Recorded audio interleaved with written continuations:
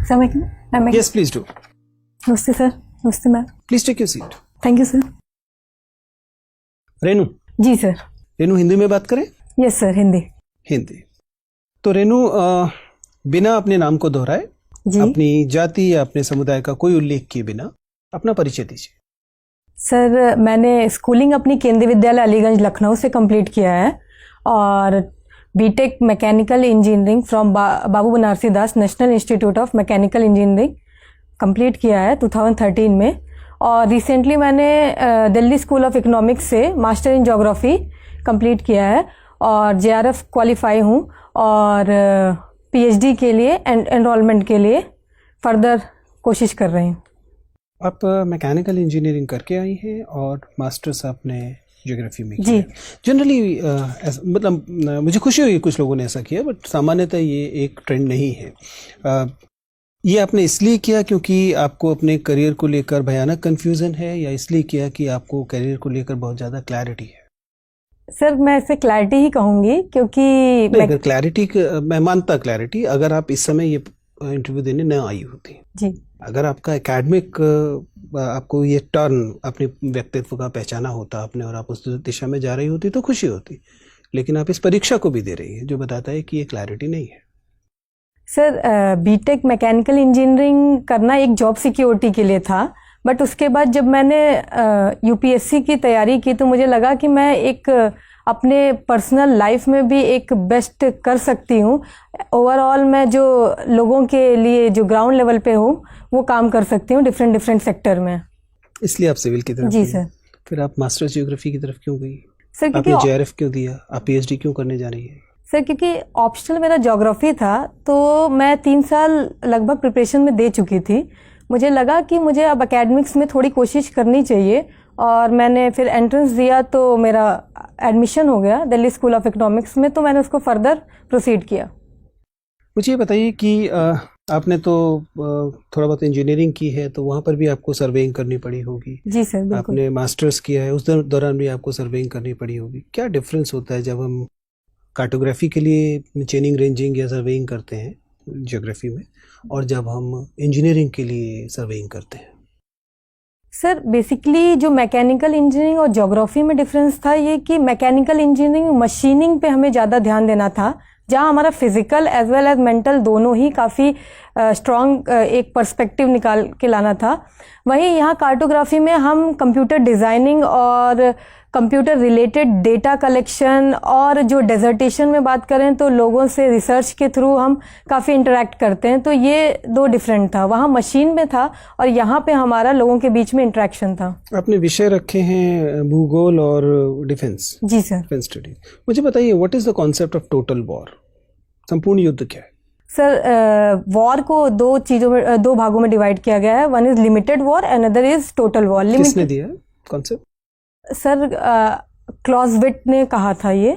क्लॉजविट ने के according limited war and total war. Limited war तब होती है जब हम केवल सर्टेन रिसोर्सेज यूज करते हैं, जिसमें केवल आर्मी हो, नेवी हो और हमारे रिसोर्सेज जो हों वो यूज होते थे। लेकिन टोटल वॉर में हम कहते हैं कि एक पिन जो रिसोर्स हो वो भी यूज कर दे, जिसमें हमारा साइकोलॉजिकल हो, ह्यूमन हो, मिनरल्स हो, ओवरऑल रिसोर्सेज जो हैं हम यूज करते हैं total war. As a women, जब आप युद्ध के बारे में पढ़ रही हो तो मुझे बताइए कि is it true, they are feminist writers who have written all around the world, कि युद्ध हमेशा स्त्री विरोधी होता है?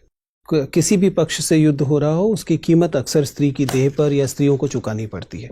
Do you agree as women that no matter what the purpose is, but war will always be anti women? Sir, जहाँ तक मैंने अभी तक देखा है या एक्सपीरियंस किया है और पढ़ा है, इससे मुझे ये पता चलता है कि वुमेन ने भी काफ़ी पार्टिसिपेशन किया है वॉर में। वुमेन के लिए एंटी तो हम नहीं कहेंगे वॉर, क्योंकि there is no war recorded which has not resulted in rapes of women, of exploitation of women and use of women in so many ways. Sir, ये कहा जाता है कि वुमेन वल्नरेबल होती हैं वॉर के टाइम पे, बट अदर साइड देखा जाए तो जो वुमेन है उनकी सर्विसेज जो मेडिकल हो, आइदर वो खाना बनाना हो, या बैक साइड जो हम कहते हैं कि जो पीछे से सपोर्ट करती हैं, वो बेसिकली वुमेन ही करती हैं और उनका फुल सपोर्ट होता है war. Give me a few facts. CM Yogi Adityanath की कॉन्स्टिट्यूंसी कौन सी है? सर गोरखपुर। विधानसभा कॉन्स्टिट्यूंसी गोरखपुर है। गोरखपुर एक लोकसभा कॉन्स्टिट्यूंसी है। ओके सर, अभी तक तो गोरखपुर पता है मुझे। कितनी विधान परिषद सीटें हैं उत्तर प्रदेश में? Sir sorry, Vidhan Parishad is council. हाँ, legislative council. Council is 404। Okay, और विधानसभा? सॉरी, लेजिस्लेटिव असेंबली इज 404 और council is not sure sir. Not sure. मुझे बताइए कि राज्यसभा में कितने सदस्य उत्तर प्रदेश से आते हैं? 31 सर। और उत्तर प्रदेश की विमेन हेल्पलाइन का नंबर क्या है? 1091। और सीएम हेल्पलाइन का नंबर क्या है? नॉट, नो सॉरी सर, नहीं पता। चाइल्ड हेल्पलाइन का नंबर क्या है? नहीं पता। उत्तर प्रदेश में एम्बुलेंस का नंबर क्या है? 112। उत्तर प्रदेश में फायर का नंबर क्या है? Fire brigade. 101। Thank you sir. Mechanical engineering किया है आपने? जी सर। ये MPFI इंजन क्या होता है भाई? सही sir. MPFI engine, MPFI engine, ऐसा कुछ पढ़ा था? यस सर, ये एक इंजेक्शन, पेट्रोल या डीजल के इंजेक्शन का मेथड है। क्लियर नहीं अभी मुझे। क्लियर नहीं। हाँ लैटिट्यूड को डिफाइन कीजिए। सर, लैटिट्यूड सर ये एक इमेजिनरी और आर्टिफिशियल हम लाइन कह सकते हैं जो कि ग्लोब पे बना हुआ है, और ये हमारा हॉरिजेंटल को रिप्रेजेंट करता है। आपने पोस्ट ग्रेजुएशन किया है, जी सर। रिसर्च स्कॉलर हैं, JRF हैं, थोड़ा और टेक्निकल वे में बताइए। Sir, it is a imaginary line which is drawn on the globe और अर्थ। कुछ एंगल से इसका रिलेशन है कहीं पे? ये एंगुलर कुछ ऐसा रिलेशन है? हाँ सर, लैटिट्यूड जो हमारा इक्वेटर पे है वहाँ पे मैक्सिमम होता है, जब धीरे धीरे नीचे जाते हैं। चलिए, अच्छा, प्राइमरी और सेकेंडरी वेव के बारे में बताइए। Primary and secondary wave. तो प्राइमरी वेव, सेकेंडरी वेव दोनों अर्थक्वेक के सेस्मिक वेव्स से हम कंसीडर करते हैं। नेचर में कैसे डिफरेंट है, बस ये बताइए। सर, प्राइमरी वेव में दो मेन वेव हैं, जिसमें एक हमारा रिले वेव है, दूसरा लव वेव है। सेकेंडरी में हमारा जो है अनुप्रस्थ तरंगे और अनुदैर्ध्य तरंगे होती हैं, सुना आपने? सर, हिंदी नहीं पता। ट्रांसवर्स और लॉन्गिट्यूडनल शायद कहते हैं वेव्स। जी, ट्रांसवर्स सर हमारा जो है वो परपेंडिकुलर होता है, लॉन्गिट्यूडनल हमारा। P और S वेव किस टाइप की वेव्स हैं? सर सॉरी, आप तो पूरा एकदम फिजिक्स वगैरह पढ़ा होगा आपने। जी सर, बैकग्राउंड है आपका। अभी रिवाइज नहीं किया। अच्छा, रिलेटिव ह्यूमिडिटी क्या होती है और इसका प्रेसिपिटेशन से क्या रिलेशन है?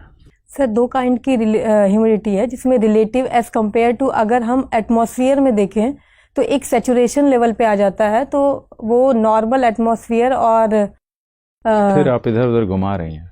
अच्छा बताइए, no first use policy change कर देनी चाहिए कि नहीं?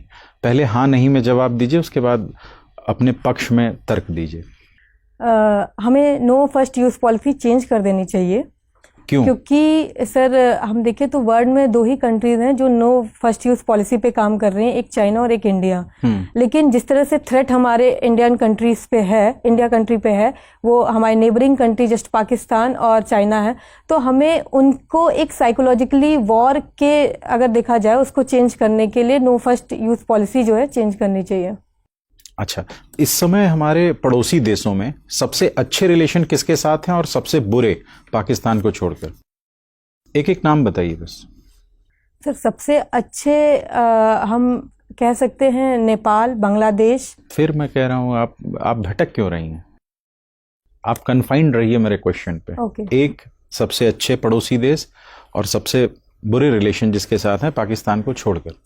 सर, सबसे अच्छे हमारे नेपाल के साथ हैं और सबसे बुरे हमारे चाइना के साथ हैं।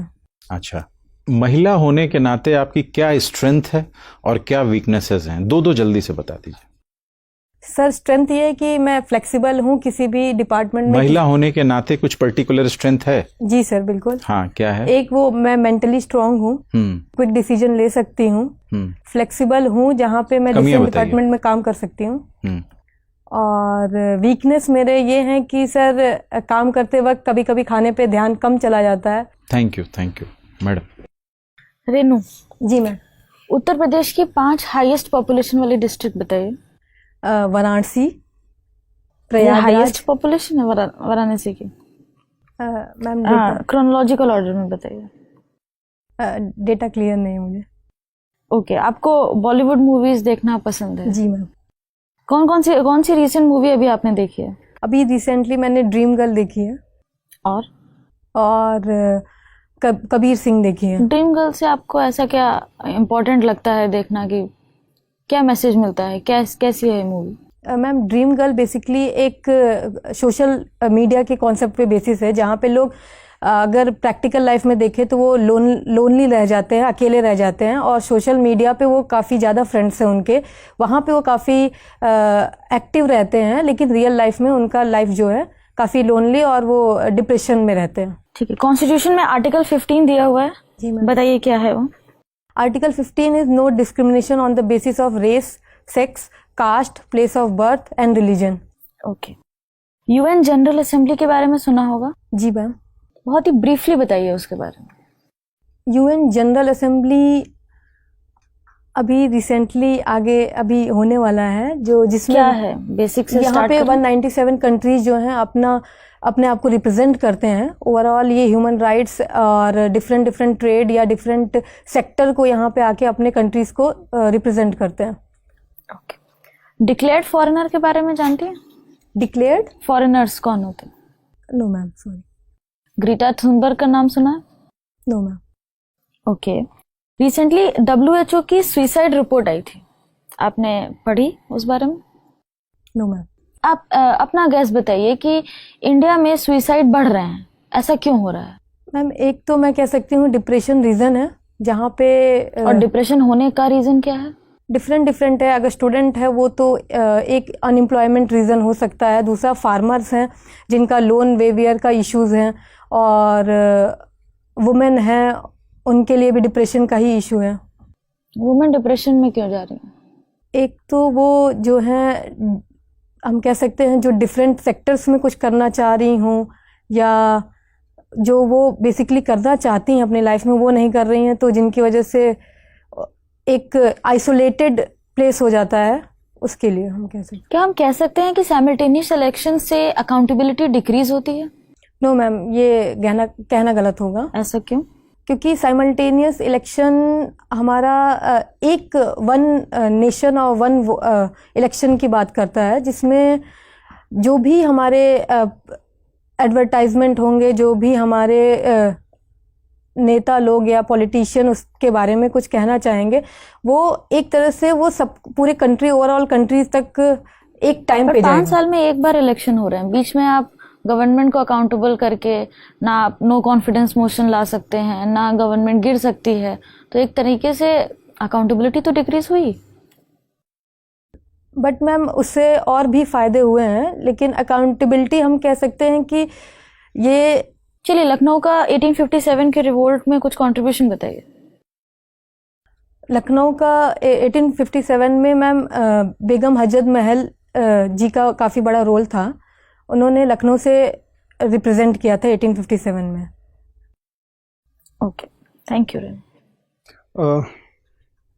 आप एक एसडीएम बनना चाहती हैं। कल्पना कीजिए कि आप एसडीएम हैं और आपका जो सब डिवीज़न है वहाँ से बहुत सारे व्हाट्सएप मैसेजेस आने शुरू होते हैं which declare that aliens are sighted in your subdivision. There are photographs and it's been circulated all around the district and maybe all around the nation.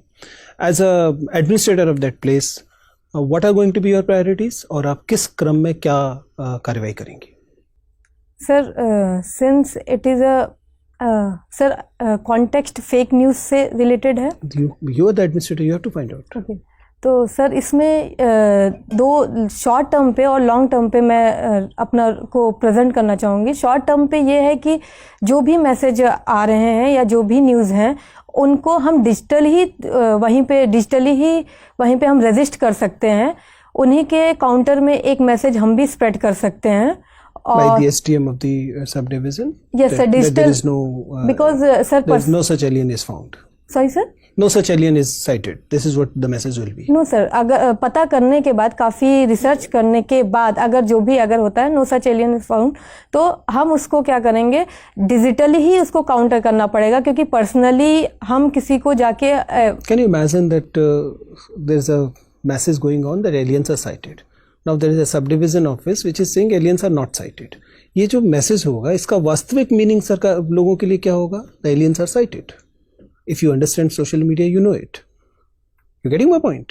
अगर आप SDM ये कहेगा नहीं हमारे यहाँ एलियन नहीं देखे गए, तो उसका आम जनता क्या मतलब लगाएगी कि एलियन देखे गए, वरना SDM क्यों आके बोल रहा है? नहीं सर, वही चीज़ हमें डिजिटली उनको बताना होगा कि जो भी मैसेज आए हैं उन्हीं को हम काउंटर करने के लिए एक मैसेज स्प्रेड करना बहुत ज़रूरी है कि ऐसा कुछ नहीं है, और अगर होगा भी तो उसके लिए फर्दर हम रिपोर्ट करते रहेंगे मीडिया में। That is the only thing you will be doing? Short term पे सर वो उस टाइम पे यही रहेगा, लॉन्ग टर्म पे कुछ हम सोशल मीडिया को कर्टेल करने के लिए, जैसे व्हाट्सएप के ही कुछ बेसिक फीचर्स हैं जिन्होंने कहा है कि 5 से ज़्यादा मैसेज जो है किसी को स्प्रेड नहीं कर सकते, अगर स्प्रेड करते हैं हम तो उनका एडमिन नेम और कहाँ से स्प्रेड हो रहा है वो सारी चीज़ें पता चलेंगी, तो ये लॉन्ग टर्म है। दूसरा ये है कि हमें अवेयरनेस क्रिएट करनी पड़ेगी कि फेक न्यूज़ और जो भी रिपोर्ट्स हम दे रहे हैं वो गवर्नमेंट की ही अथॉरिटी के द्वारा दिए गए, वो रियल और ऑथेंटिक है। ठीक है, आपसे बात